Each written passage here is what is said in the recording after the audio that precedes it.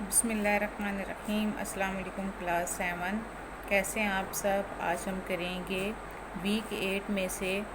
Chapter اسلام میں عبادت کا تصور، اس کی ریڈنگ ہم کمپلیٹ کریں گے۔ آج ہم اپنی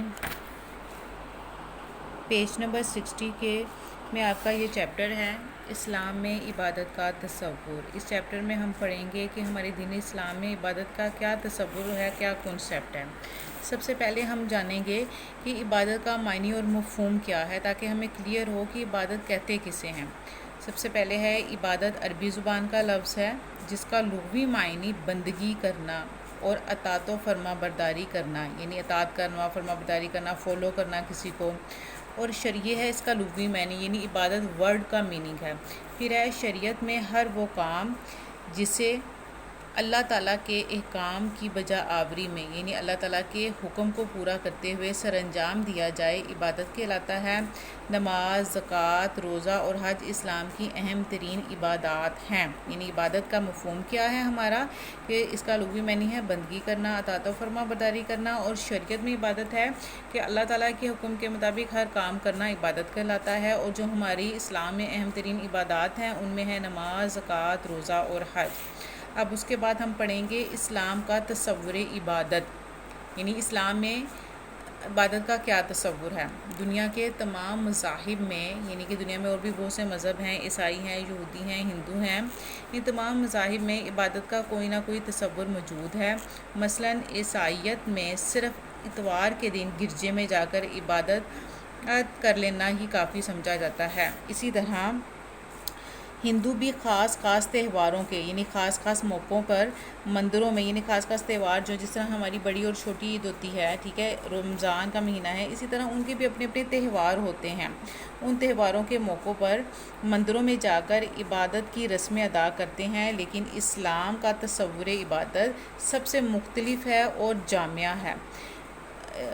دین اسلام میں انسان کی زندگی کا مقصد ہی عبادت بتایا گیا ہے۔ یعنی عیسائیت میں، ہندوؤں میں، باقی مذہبوں میں یہ ہے کہ مختلف موقعوں پر جا کر عبادت کر لینا، بس مندر میں یا گرجا گھر میں جا کر پوجا پاٹ کر لینا، یہ ان کا عبادت کا تصور ہے۔ لیکن اسلام میں کیا ہے کہ انسان کی زندگی کا مقصد ہی کیا ہے؟ عبادت۔ قرآن مجید میں اللہ تبارک و تعالیٰ کا ارشاد ہے، سورۃ الذاریات کی آیت نمبر میں ہے، اس کا ترجمہ ہے، اور میں نے جنوں اور انسانوں کو صرف اپنی عبادت کے لیے پیدا کیا ہے۔ یعنی کہ اللہ تبارک و تعالیٰ نے انسان کی تخلیق کا مقصد ہی یہ بتایا ہے کہ اللہ تعالیٰ نے انسان کو ویسے نہیں بنایا کہ وہ اس دنیا میں آئیں، یہاں پہ نیکیاں کریں، گناہ کریں، اچھے برے اعمال کریں، اپنی زندگی گزاریں۔ یہ نہیں، صرف اس لیے انسان کو بنایا گیا ہے کہ اس کی زندگی کا جو مقصد ہے وہ یہی ہے کہ اللہ تبارک و تعالیٰ کی عبادت کریں۔ یعنی انسان کا سب سے اہم فرض اللہ تعالیٰ کی عبادت کرنا ہے۔ چنانچہ اس فرض کو ادا کرنے کے لیے عبادت کے اسلامی تصور کو جاننا انتہائی ضروری ہے۔ یعنی کہ جب اللہ تبارک و تعالیٰ نے انسان پر فرض کیا ہوا ہے کہ وہ اللہ تعالیٰ کی عبادت کرے، تو پھر اس کے لیے ضروری ہے کہ وہ عبادت کا جو اسلام میں تصور موجود ہے اس کو اچھی طرح سے سمجھے۔ نیچے ہے ہمارے عام طور پر چند مخصوص، یعنی کہ چند خاص اعمال، چند خاص کام، مثلا نماز، زکوٰۃ، روزہ اور حج کی ادائیگی ہی کو عبادت سمجھا جاتا ہے۔ یعنی کہ یہ کہا جاتا ہے نا، جس نے نماز پڑھ لی، زکوٰۃ ادا کر دی، روزہ رکھ لیا، حج ادا کر لیا، تو یہ عبادت ہے۔ لیکن یہ عبادت کا محدود تصور ہے، محدود یعنی جس کی کوئی حد مقرر ہوتی ہے۔ یعنی نماز پڑھنا، روزے رکھنا، زکوٰۃ، حج وغیرہ، یہ ایک لمیٹڈ تصور ہے عبادت کا۔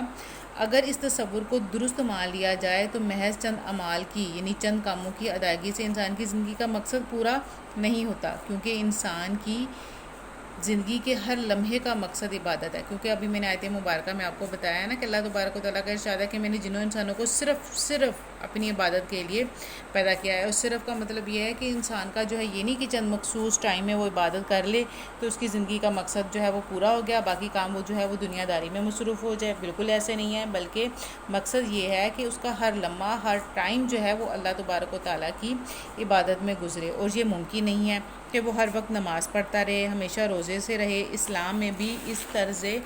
عمل سے، یعنی کہ اس طرز زندگی سے، اس کام سے جو ہے وہ منع کیا گیا ہے کہ اور اس کا جو ثبوت ہے، کیونکہ انسان کے لیے اس دنیا کے کام بھی انجام دینے ہیں، وہ بھی مسٹ ہیں، یعنی کہ اس کے بچے ہیں تو اس نے کوئی کام کاج کرنا ہے، اپنی کمائی کا کوئی ذریعہ آمدن بنانا ہے، یہ بھی اس کے لیے ضروری ہے، اپنے خاندان کی ذمہ داریوں کو پورا کرنا ہے، یہ بھی اس کے لیے ضروری ہے کہ وہ، اور یہ پاسبل نہیں ہے کسی بھی انسان کے لیے کہ وہ ہر وقت ہر ٹائم جو ہے وہ عبادت میں مصروف رہے، لیکن کیا ہے کہ اسلام میں انسان کا یہی بتایا گیا ہے کہ اللہ تبارک و تعالیٰ نے جب اسے عبادت کے لیے پیدا کیا ہے تو اپنا ہر ٹائم عبادت میں گزارے۔ اب نیکسٹ اس کی ریڈنگ میں انشاءاللہ میں آپ کو بتاؤں گی کہ کیا ہے اس میں اور کس طرح سے وہ اپنا ہر ٹائم ہر وقت جو ہے وہ عبادت میں گزار سکتا ہے۔ ابھی میں نے آپ کو بتایا کہ انسان کی زندگی کا مقصد عبادت ہے، اور یہ اس کے لیے پاسبل نہیں ہے کہ وہ ہر ٹائم عبادت میں مصروف رہے، اور اس کا اب ریڈنگ میں پڑھتے ہیں کہ اور اس کا ثبوت حضرت عثمان بن مظعون رضی اللہ تعالیٰ عنہ کے ایک واقعے سے ملتا ہے کہ ان کے بارے میں نبی صلی اللہ علیہ وسلم کو معلوم ہوا کہ وہ شب و روز یعنی دن اور رات عبادت میں مصروف رہتے ہیں، دن کو روزے رکھتے ہیں، رات بھر نماز پڑھتے ہیں،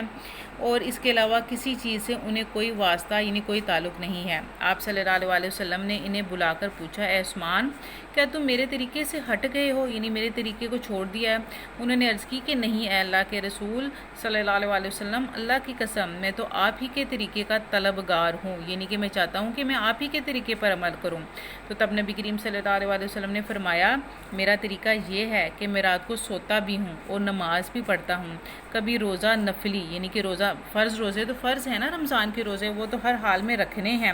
لیکن یہ ہے کہ آپ صلی اللہ علیہ وسلم اس کے علاوہ نفلی روزے بھی رکھتے تھے، تو اس لیے بریکٹ میں بتایا گیا ہے کہ کوئی یہ نہ سمجھے کہ فرض روزے کبھی رکھتا ہوں، بلکہ یہ کنسیپٹ ہے کہ فرض روزے کمپلیٹ رکھنے ہیں۔ نبی کریم صلی اللہ علیہ وسلم نفلی روزوں کی یہاں پہ بات کر رہے ہیں، کبھی روزہ نفلی رکھتا ہوں اور کبھی چھوڑ دیتا ہوں، میں نکاح بھی کرتا ہوں، اے عثمان اللہ سے ڈرو، تمہارے اہل و عیال یعنی تمہارے گھر والوں کا بھی تم پر حق ہے، تمہارے مہمان کا بھی تم پر حق ہے، تمہارے جسم کا بھی تم پر حق ہے، کیونکہ کبھی روزہ رکھو اور کبھی چھوڑ دو، رات کو نماز بھی پڑھو اور آرام بھی کرو، یعنی جسم کا حق یہ ہے کہ جسم کے لیے ضروری ہے کہ وہ آرام بھی کرے، اس کی صحت اچھی ہو، اچھی صحت ہوگی تو پھر وہ اچھے طریقے سے اللہ تبارک و تعالیٰ کی عبادت کر سکے گا، تو اس کے لیے ضروری ہے کہ وہ اپنے جسم کے آرام کا بھی خیال رکھے۔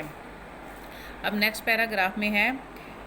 یعنی ہر وقت نماز روزے میں مشغول رہنا، مصروف رہنا ہی عبادت نہیں ہے، بلکہ زندگی کے تمام کاموں کو اللہ تعالیٰ اور اس کے رسول صلی اللہ علیہ وسلم کے احکام یعنی حکم کے مطابق سر انجام دینا بھی عبادت ہے۔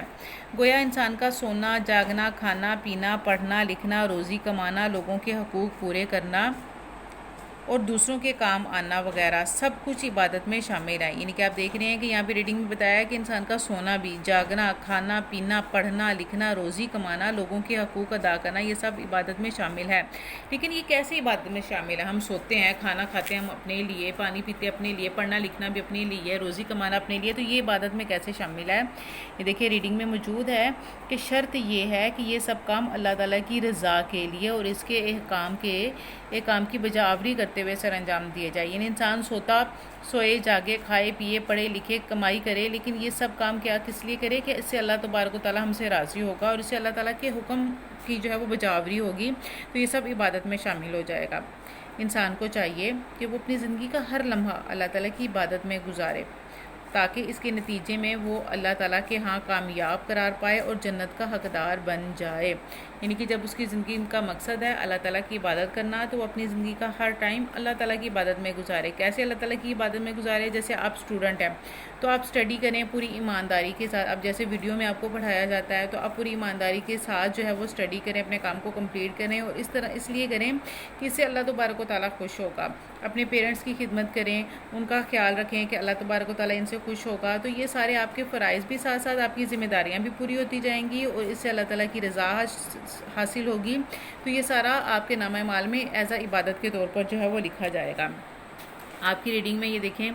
یہ ہیڈنگ دی ہوئی ہے کہ آپ جانتے ہیں، اس میں ہے تمام دنیاوی کام چھوڑ کر ہر وقت صرف عبادت کرتے رہنا، تمام دنیا کی ذمہ داریاں چھوڑ کر صرف عبادت کرتے رہنا، اس کو کہتے ہیں رہبانیت، کہلاتا ہے اور عیسائیت میں اسے بہت افضل سمجھا جاتا ہے، لیکن اسلام میں اس کی اجازت نہیں دیتا۔ نبی کریم صلی اللہ علیہ وسلم نے فرمایا کہ اسلام میں رہبانیت منع ہے۔ رہبانیت یعنی ہر کام دنیا داری کو چھوڑ کر عبادت میں مشغول رہنا منع ہے، بلکہ اسلام میں یہ حکم ہے کہ اپنی دنیا کے فرائض بھی اللہ کی رضا کے لیے ان کو بھی پورا کرو اور اللہ کی عبادت میں مشغول رہو، تو انشاءاللہ وہ جو دنیا کے تمہارے قائم کام ہیں ان کو اگر اللہ کی رضا کے لیے پورا کرو گے تو انشاءاللہ وہ بھی عبادت میں شمار ہوں گے۔